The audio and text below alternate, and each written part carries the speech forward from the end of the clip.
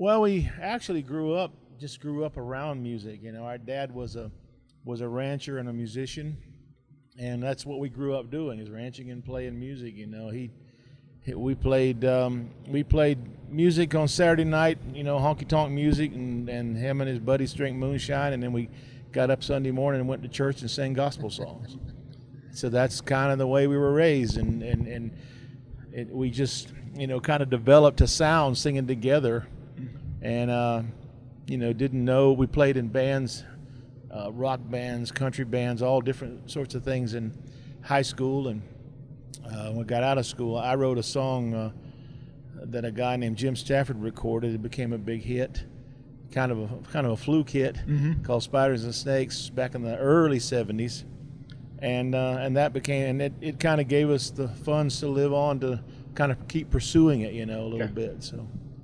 And you guys grew up in Florida? Is that a correct? We did, yeah, okay. Central Florida. Central Florida. And what was the music scene like growing up there? Well, it was pretty broad. We've got a lot of rockers are Skinner, from Jacksonville. We got the Allman Brothers. We had, they've really from Daytona down that way in their early life, and Crosby, Stills. Stephen Stills from Tampa, which is close to us. So we had we had Mel Tillis. We go from that. A lot of influences. Slim Whitman goes way back. So we had it was quite a bit of stuff going on down there. Well, that kind of leads into my next question. Who are some of your influences?